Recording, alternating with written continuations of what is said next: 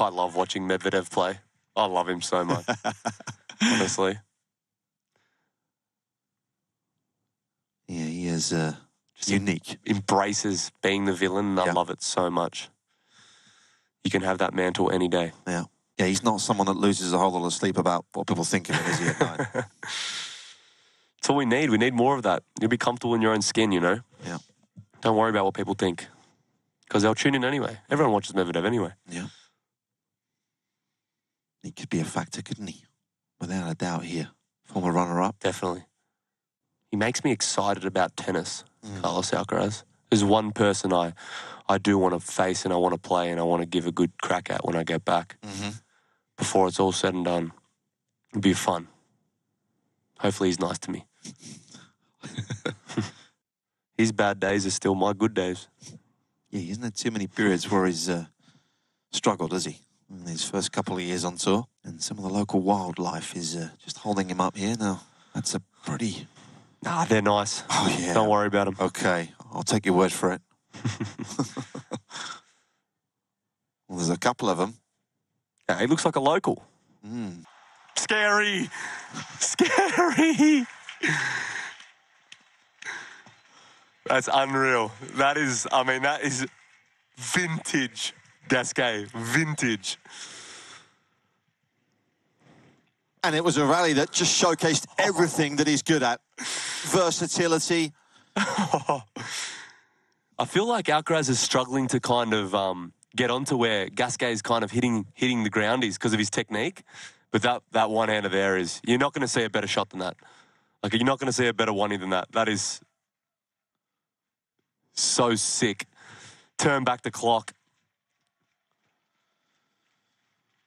He's put on quite the show in the opening hour. Even his team couldn't quite believe how good that was. That was so clean. I'm really, really surprised with the level that Gasquet has come out with. You know, he asked all the questions, put himself in a position to even win that first set. But Alcaraz just too good, too late in that set. Found some clutch forehands. Brought out the drop shot and was just a little bit too strong. What do you make of Alcaraz's level in the opening hour of his first event of the year?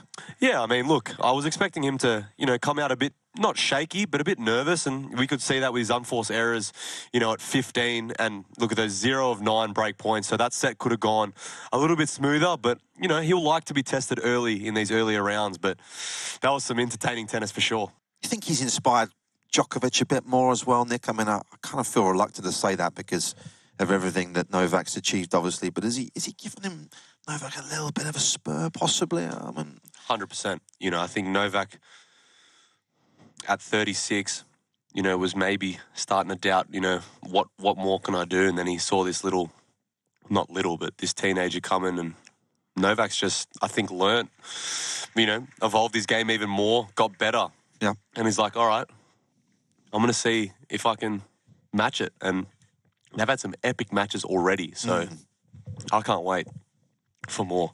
I think that's where Alcaraz can be so dangerous. You know, we know he can sink back and rip that return off both wings, but when he steps inside the court like this on a slow night on a court this big, this is the return there that I think can really be effective against some of the bigger titans of the sport. Is that arguably the new big three? Sinner, Alcaraz, Rune? Could be, couldn't it? A couple of years from now.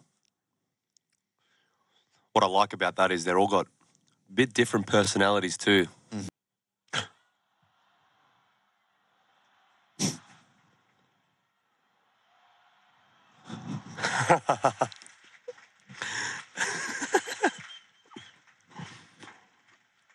Cat and mouse.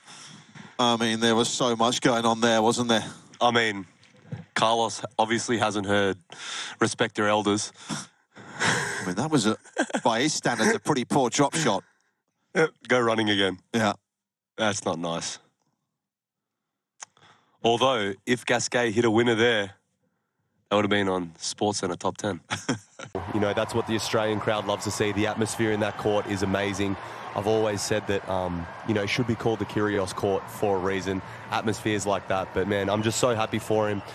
The dominance that Nadal, Federer, Novak, Murray, these guys had. It was almost unfair pressure on us youngsters. Well, why can't we do it over 5 sets? Oh, you try.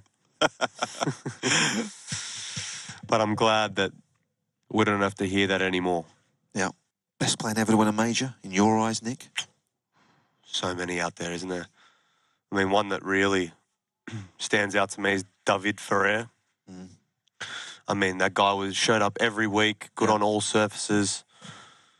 I mean, how many times did he run into Federer, Nadal at the French? I'm sure Ferrer would have had a couple French Opens if Nadal wasn't there. Yeah. At least. You know, made a couple quarters. I mean, Berdych. Yeah. Berdych.